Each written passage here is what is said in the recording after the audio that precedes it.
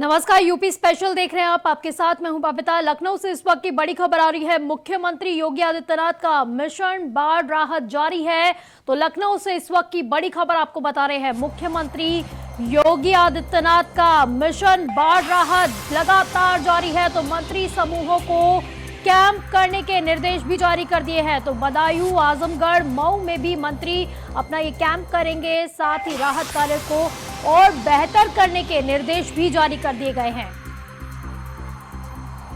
वहीं आपको बता दें, मुख्यमंत्री योगी आदित्यनाथ लगातार बाढ़ प्रभावित इलाकों का निरीक्षण कर रहे हैं, हवाई सर्वेक्षण कर रहे हैं, स्थलीय निरीक्षण भी किया जा रहा है। साथ ही जो पीड़ित हैं उनसे भी लगातार मुलाकात कर रहे हैं, उनकी पीड़ा को जानने की कोशिश कर रहे हैं। साथ ही राहत कैंप जो लगाए गए हैं उनका भी वो निरीक्षण करने पहुंच रहे हैं। तो वहीं लखनऊ से आपको इस वक्त की बड़ी खबर बता दें कि मुख्यमंत्री योगी आदित्यनाथ का मिशन बाढ़ राहत लगातार जारी है। तो मंत्री समूहों को भी अब कैंप करने के निर्देश जारी कर दिए गए हैं। साथ ही बदायूं, आजमगढ़, मऊ में भी मंत्री अपना ये कैंप करेंगे। तो राहत कार्य को और ज्यादा बेहतर करने के सीएम योगी आदित्यनाथ ने अधिकारियों और मंत्रियों को निर्देश जारी कर दिए हैं। तो लगातार सीएम योगी आदित्यनाथ द्वारा बाढ़ प्रभावित जो इलाके हैं उनका जायजा लिया जा रहा है, उनका निरीक्षण किया जा रहा है, हवाई सर्वेक्षण भी कर रहे हैं। तो 3 दिनों से लगातार जो है वो हवाई सर्वेक्षण कर रहे हैं और आज भी वो लखनऊ में मुख्यमंत्री योगी आदित्यनाथ का जो ये मिशन बाढ़ राहत है वो लगातार जारी है। तो मंत्रियों के समूहों को भी उन्होंने कैंप करने के निर्देश जारी कर दिए हैं।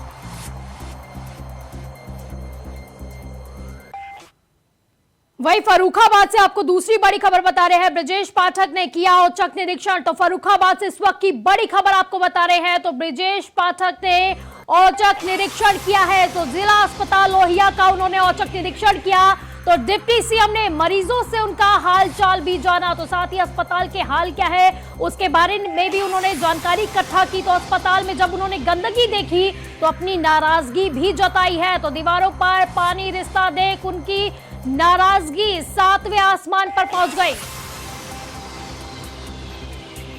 तो फर्रुखाबाद से इस वक्त की बड़ी खबर आपको बता रहे हैं। फर्रुखाबाद से तस्वीरें आपको दिखा रहे हैं जहां पर डिप्टी सीएम ब्रजेश पाठक ने औचक निरीक्षण किया है जिला अस्पताल का। तो जिला अस्पताल लोहिया का औचक निरीक्षण करने वो पहुंचे। तो डिप्टी सीएम ने इस दौरान मरीजों से भी उनका हालचाल जाना। साथ ही वहां पर जो अस्पताल के हालात है, जो अस्पताल के हाल चल रहे हैं उसके बारे में भी जानकारी इकट्ठा की है मरीजों से। तो अस्पताल में वहीं जब उन्होंने गंदगी देखी तो उन्होंने नाराजगी जताई है। साथ ही जब उन्होंने दीवारों पर पानी रिसता देखा तो उनकी नाराजगी 7वें आसमान पर पहुंच गई। तो अस्पतालों की खस्ता हालत देखकर, गंदगी देखकर उन्होंने अपनी नाराजगी जताई है। तो औचक निरीक्षण करने वो लोहिया अस्पताल में पहुंचे थे। तो वहीं अस्पताल प्रशासन में अब हड़कंप मच गया है। तो फर्रुखाबाद से इस वक्त की बड़ी खबर आपको बता रहे हैं। जब डिप्टी सीएम ने औचक निरीक्षण किया है अस्पताल का, तो ये तस्वीरें आपको वहीं की दिखा रहे हैं फर्रुखाबाद की, जहां पर डिप्टी सीएम पहुंचे जिला अस्पताल में। तो जिला अस्पताल लोहिया का उन्होंने औचक निरीक्षण किया। तो इस दौरान उन्होंने अस्पताल की खस्ता हालत देखकर अपनी नाराजगी भी जताई है। तो अस्पताल में उन्होंने जब गंदगी देखी और दीवारों पर पानी रिसता हुआ देखा तो उनकी नाराजगी 7वें आसमान पर पहुंच गई। तो फर्रुखाबाद से आपको इस वक्त की बड़ी खबर बता रहे हैं। डिप्टी सीएम ब्रजेश पाठक ने औचक निरीक्षण किया है। लगातार वैसे वो औचक निरीक्षण करते ही रहते हैं अस्पतालों के, लेकिन अस्पतालों की खस्ता हालत देखकर उनका जो गुस्सा था वो 7वें आसमान पर पहुंच गया।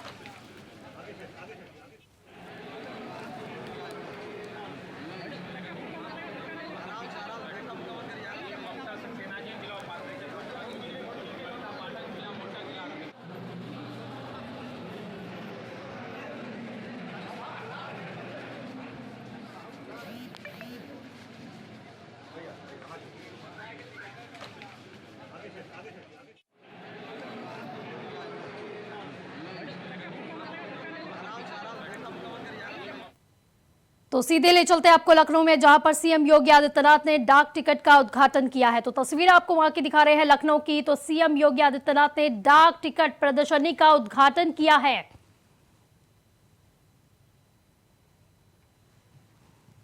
तो डाक टिकट प्रदर्शनी का उन्होंने उद्घाटन किया है। सीएम योगी आदित्यनाथ लखनऊ पहुंचे हैं जहां पर उन्होंने डाक टिकट प्रदर्शनी का उद्घाटन किया है।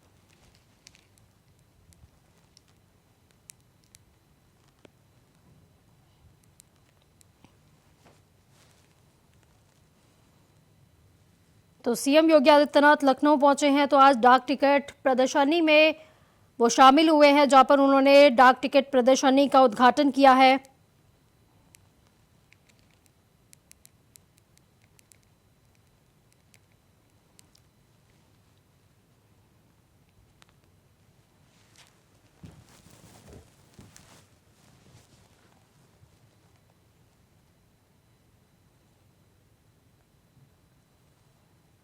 तो वहीं प्रयागराज से आपको इस वक्त की बड़ी खबर बता रहे हैं। श्रृंगार गौरी मामले में मुस्लिम पक्ष ने हाईकोर्ट में दाखिल की है याचिका। तो प्रयागराज से इस वक्त की बड़ी खबर आपको बता रहे हैं। श्रृंगार गौरी मामले में मुस्लिम पक्ष ने हाईकोर्ट में अपनी याचिका को दाखिल कर दिया है। तो वाराणसी कोर्ट के फैसले को मुस्लिम पक्ष ने हाईकोर्ट में अब चुनौती दे दी है। तो हिंदू पक्ष ने की श्रृंगार गौरी की नियमित पूजा की मांग की थी, तो उस दौरान जो है इस पर सुनवाई होनी थी कि क्या ये मामला है वो सुनने योग्य है या फिर नहीं। तो वहीं कोर्ट ने जो है हिंदू पक्ष के पक्ष में ये फैसला सुनाया था। लेकिन अब आपको बड़ी खबर बता दें कि मुस्लिम पक्ष अब हाई कोर्ट पहुंच गया है। तो वाराणसी कोर्ट के फैसले को मुस्लिम पक्ष ने हाई कोर्ट में चुनौती दे दी है। तो याचिका को वाराणसी कोर्ट ने सुनवाई योग्य माना था, जिसके बाद अब जो है मुस्लिम पक्ष जो है वो अब हाई कोर्ट पहुंच गया है। उसने वाराणसी कोर्ट के जो फैसले हैं उसको अब चुनौती दे दी है। तो मस्जिद कमेटी वक्फ बोर्ड ने याचिका को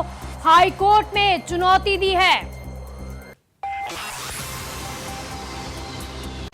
तो हिंदू पक्ष ने श्रृंगार गौरी की नियमित पूजा की मांग की थी, इसके लिए याचिका दाखिल की गई थी। तो वहीं कोर्ट ने जो है इस पर फैसला सुनाया था कि श्रृंगार गौरी मामला सुनने योग्य है। इसके बाद जो है मुस्लिम पक्ष ने अब हाईकोर्ट का दरवाजा खटखटाया है। तो वाराणसी कोर्ट के फैसले को अब मुस्लिम पक्ष ने हाईकोर्ट में चुनौती दे दी है।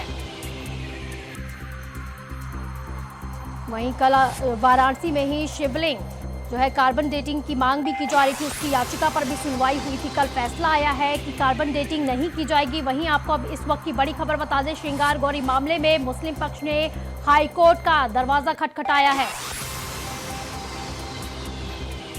तो इसी पर ज्यादा जानकारी के लिए हमारे साथ हमारे संवाददाता सोएब रिजवी हमारे साथ जुड़ गए हैं। सोएब, क्योंकि श्रृंगार गौरी मामले पर लगातार जो है सुनवाई हो रही थी और उसके बाद हिंदू पक्ष के पक्ष में ये फैसला आया था और अब मुस्लिम पक्ष ने हाईकोर्ट का दरवाजा खटखटाया है। बिल्कुल, निश्चित तौर पर जब जिला जज बनारस की तरफ से ये फैसला आया था तो उसी वक्त ये कयास लगाए जाने लगे था कि मुस्लिम पक्ष इस मामले में हाईकोर्ट जाएगा और आखिरकार हाईकोर्ट में उन्होंने याचिका दाखिल कर दी है और उन्होंने जो वाराणसी की जिला जज का फैसला है उसको चुनौती दी है। दरअसल जिला जज ने जो राखी सिंह सहित 5 महिलाओं ने एक याचिका दाखिल करके ये मांग की थी कि वहां नियमित पूजा करने की अनुमति दी जाए और इसी मामले पर जिला जज सुनवाई कर रहे थे, जिसको लेकर के मुस्लिम पक्ष ने आपत्ति जाहिर की थी और उन्होंने इस मामले में अदालत में ये कहा था कि ये सुनने योग्य याचिका नहीं है। लेकिन कोर्ट ने कहीं न कहीं जो राखी सिंह और 5 महिलाओं की याचिका है उसको इस योग्य माना था और उस पर सुनवाई जारी करने का आदेश जारी कर दिया था 12 सितंबर को। उसी को लेकर के अब मुस्लिम पक्ष जो है इलाहाबाद हाईकोर्ट आ गया है और हाईकोर्ट में उन्होंने याचिका की है। उम्मीद की जा रही है कि 2 से 3 दिन बाद कोर्ट इसके पूरे मामले में सुनवाई करेगा। लेकिन इतना जरूर है कि अब एक बार फिर ये मामला कोर्ट की दहलीज पर पहुंच चुका है। इस बार हाईकोर्ट की अदालत में ये मामला आ चुका है और अब कोर्ट देखता तो सोएब, क्योंकि हाईकोर्ट में याचिका दाखिल कर दिया, अब आगे क्या? क्योंकि अब फैसला इसी पर है, अभी सबकी निगाहें इसी पर टिकी हुई है कि हाईकोर्ट की तरफ से क्या कुछ कहा जाता है इस पर। बिल्कुल, निश्चित तौर पर चूंकि लगातार जो मुस्लिम पक्ष है वो 1991 का जो वर्षित एक्ट है उस मामले को हवाला बना रहा है और कहीं ना कहीं इसी ग्राउंड पर वो हाईकोर्ट भी इसमें ये बात रखेगा कि जो एक फैसला वर्षित एक्ट का है उसका पालन नहीं किया जा रहा है, क्योंकि इसमें ऐसा कहा गया था कि आज़ादी के पहले और आज़ादी के बाद का जो स्टेटस है वो मेंटेन रखा जाए और उसी को लेकर के ये निचली अदालत में उन्होंने बात कही थी। लेकिन निचली अदालत में कहीं ना कहीं राखी सिंह और जो 5 महिलाओं की नियमित पूजा की मांग की सुनवाई की बात थी वो स्वीकार कर लिया था। लेकिन अब इलाहाबाद हाईकोर्ट इस मामले में क्या करता है, ये चूंकि अब कोर्ट में याचिका आ चुकी है, अब आगे इस मामले पर जिस दिन सुनवाई होगी, उम्मीद की जा रही है कि 2 से 3 दिन बाद इस मामले में सुनवाई होगी, उस पर कोर्ट क्या कुछ रुख लेता है ये देखने वाली बात होगी। क्योंकि इस तरह के कई बनारस से जुड़े मामले फिलहाल हाई कोर्ट में ऑलरेडी चल रहे हैं। 5 के करीब मामले अलग अलग इसी तरह के मामले कोर्ट में हैं। तो अब कोर्ट इसको अलग सुनता है या उसी के साथ सुनता है, ये भी देखने वाली बात होगी। जी सोएब, क्योंकि आप वर्शिप एक्ट की बात कर रहे थे, लेकिन जब कोर्ट की तरफ से कहा गया है, क्योंकि श्रृंगार गौरी मामला, ये जो मामला है इसे पूरा ही कोर्ट ने कह दिया है कि ये वर्शिप एक्ट के तहत नहीं आता है, तो क्या इसको भी चुनौती दी जा सकती है? अब चूंकि इस मामले में हाईकोर्ट का क्या रुख होता है, हाईकोर्ट इसको किस तरह से देखता है, जो मुस्लिम पक्ष का वकील है कोर्ट में अपनी किस तरह से दलीलें रखता है, क्या एविडेंस देता है, किस तरह से कोर्ट को अपनी बातों के साथ रखता है, और जो हिंदू पक्ष है उसकी तरफ से क्या कुछ रुख आता है, उसके बाद कोर्ट क्या निर्णय करता है, ये देखने वाली बात होगी। हालांकि इस पर कहीं ना कहीं कुछ मामलों में निश्चित तौर पर अलग अलग रुख है। कुछ लोग इस तरह की चीजें सोच रहे हैं, लेकिन अभी कोर्ट क्या इस पर रुख करता है, खासतौर से इलाहाबाद हाईकोर्ट में जब ये मामला है, तो ये इसके लिए थोड़ा इंतजार जरूर करना पड़ेगा। लेकिन सोएब, क्योंकि कल भी एक मामले पर सुनवाई हुई है, कार्बन डेटिंग मामले पर सुनवाई हुई थी शिवलिंग के, तो क्या कहा जाए, क्योंकि हिंदू पक्ष के पक्ष में वो फैसला नहीं आया है, तो क्या कहा जाए कि हिंदू पक्ष की दावेदारी अब कमजोर हो सकती है आगे जाकर? इस तरह से कह पाना थोड़ा सा इसलिए भी मुश्किल होगा क्योंकि अभी हिंदू पक्ष के पास ऊपर की अदालत में यानी हाई कोर्ट में आने का या सुप्रीम कोर्ट अभी तो रास्ते खुले हुए हैं। तो ये जिस तरह से इस मामले में कहीं ना कहीं जो हिंदू महिलाएं थी राखी सिंह, उनके पक्ष में निचली अदालत में फैसला आया था, लेकिन उसको चुनौती हाईकोर्ट में दी गई है और एक बार अब उस फैसले पर क्या हाईकोर्ट का रुख होता है ये देखने वाली बात होगी। उसी तरह से कल का जो फैसला है उस पर निश्चित तौर पर जो दूसरा पक्ष है वो हाईकोर्ट आएगा या उसकी अदालत अगली अदालत में वो अपनी बात को रखेगा। तो ये उम्मीद की जा रही है कि अभी तो इस बारे में बहुत ये नहीं कहा जा सकता कि जो स्थितियां अभी हैं हो सकता है कि उसमें बदलाव आए, क्योंकि अभी तो सोएब, हिंदू पक्ष की तरफ से क्या कुछ कहा जा रहा है, क्योंकि मुस्लिम पक्ष ने तो अब हाईकोर्ट का दरवाजा खटखटा दिया है, याचिका भी दाखिल कर दी है, तो हिंदू पक्ष इस पर क्या कह रहा है?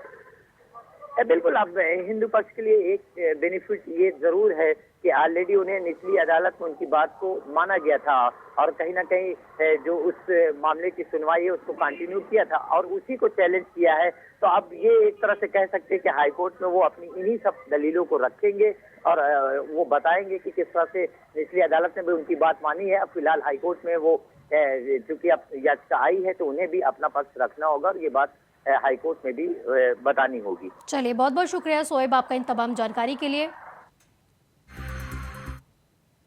वक्त एक छोटे से ब्रेक का, ब्रेक के बाद जल्द हाजिर होंगे।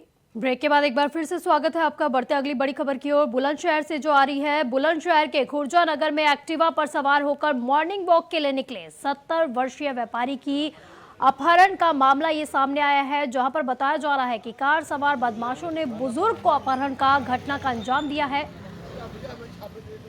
तो वहीं मौके पर पहुंचे आला अधिकारी मामले की अब जांच में जुट गए हैं।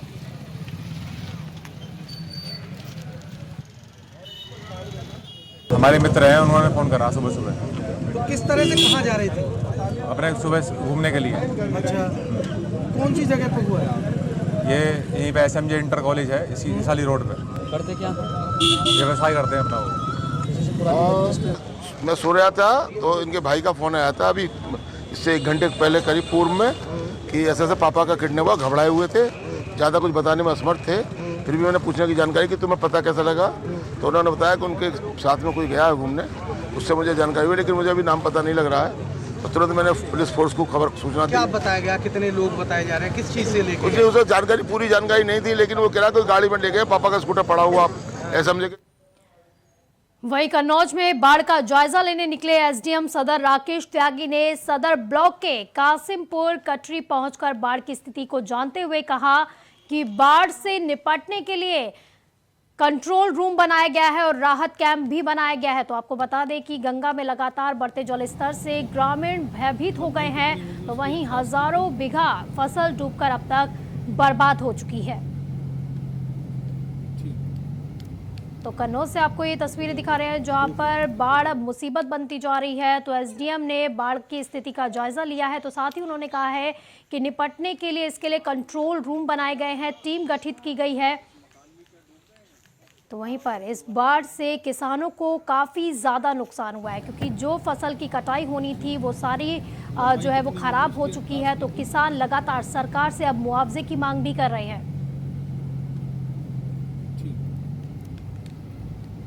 लगभग 2 फीट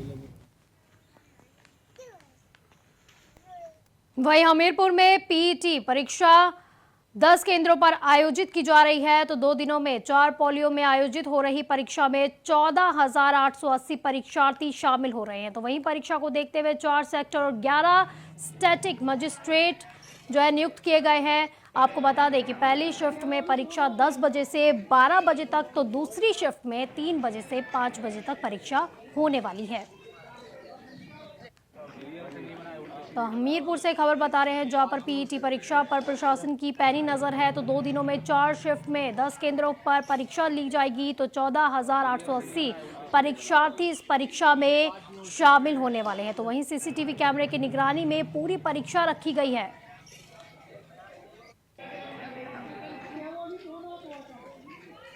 यानी कि परीक्षार्थी के हर एक मूवमेंट पे नजर रखी जाएगी। तो सीसीटीवी कैमरे की निगरानी में ये पूरी परीक्षा होने वाली है।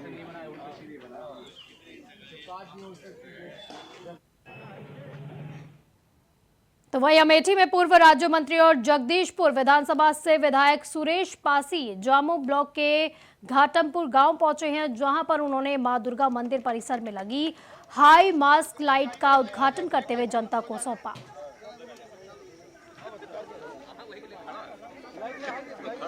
कई जगह मंदिर हैं, चौराहे हैं, जहाँ पर सार्वजनिक स्थान है, वहीं पर लाइटों की स्थापना की गई है कि वहाँ पर रात में उजाला रहे, मार्केट थोड़ा देर तक खुले और इससे जो घटनाएं रात में हो जाती हैं उससे भी राहत लोगों को मिलती है। तो आज 5 जगह हम लोगों ने लाइट को उद्घाटन किया। लगातार चलते रहेंगे 5 वर्षों तक। क्षेत्र का विकास, सड़कें भी बनेंगी, लाइट भी लगेंगी, मिनी स्टेडियम भी बनेंगे, अस्पताल की व्यवस्थाएं और बेहतर होंगी।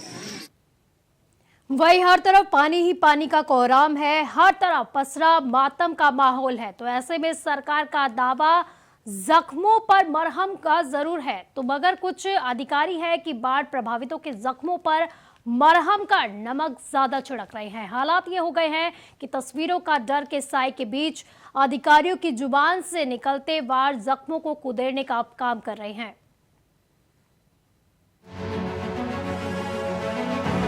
ये जवाब है अंबेडकर नगर के जिलाधिकारी का।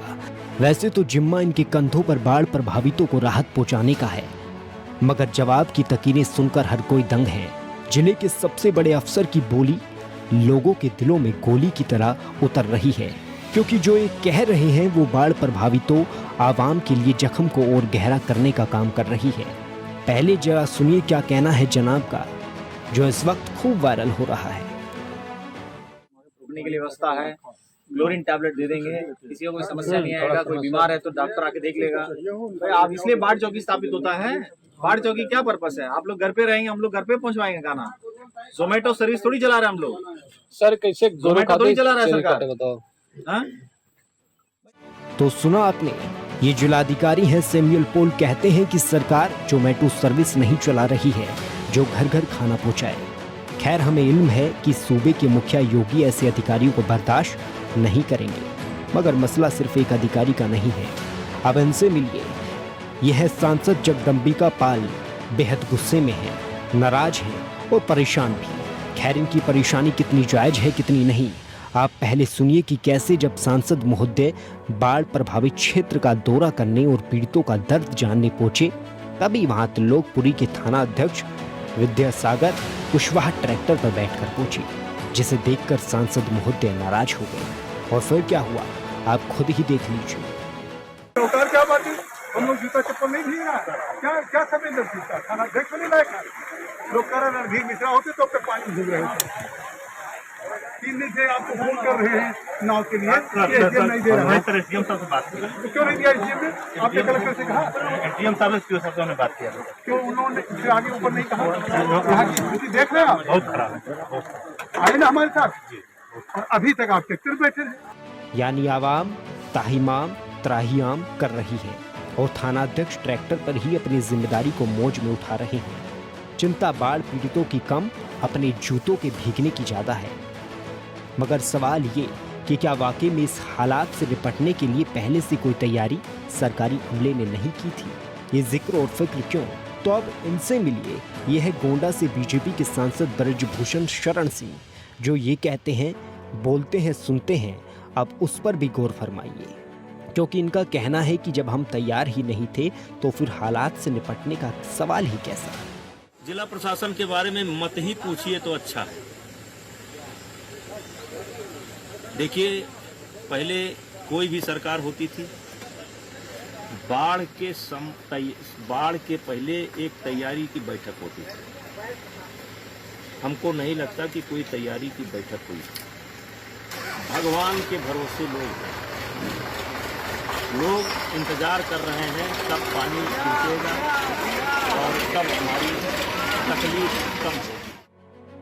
जिस सांसद जी का कहना है कि प्रशासन बाढ़ प्रभावितों को राहत पहुंचाने में नाकाम साबित हो रहा है। बाढ़ पीड़ित भगवान भरोसे हैं। इतना ही नहीं, जनप्रतिनिधियों की बात नहीं सुनी जा रही है। उन्होंने कहा कि पहले की सरकारों की अपेक्षा इस बार बड़ी बेइंतजामी है, यानी अपनी ही इंतजामात पर सवाल उठा रहे हैं। एक बार फिर से सुनिए सांसद मोहते की जुबानी। जिला प्रशासन के बारे में मत ही पूछिए तो अच्छा है।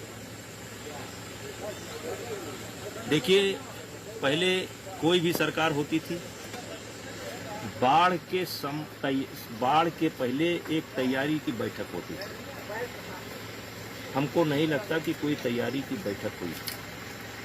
भगवान के भरोसे लोग इंतजार कर रहे हैं कब पानी रुकेगा और कब हमारी तकलीफ कम होगी। यकीनन इसमें कोई दोहराए नहीं है कि सीएम योगी जमीन से लेकर आसमान तक खुद ग्राउंड जीरो पर एक्टिव होकर बाढ़ पीड़ितों के लिए सरकारी अमले पर नजर बनाए हुए हैं। मगर उनका क्या, जो अधिकारी और सांसद उन्हीं कोशिशों का पलीता लगा रहे हैं। यकीनन हालात गंभीर है, मुश्किल है, मगर सवाल ये कि सिस्टम के नुमाइंदे ही इस मुश्किल वक्त में बाढ़ पीड़ितों की सुध लेने के बजाय सिस्टम को ही कोसने में लगे हुए हैं, तो फिर हालात कैसे सुधरेंगे। बुलेटिन में फिलहाल के लिए बस इतना ही। आप देखते रहिए इंडिया वॉइस। नमस्कार।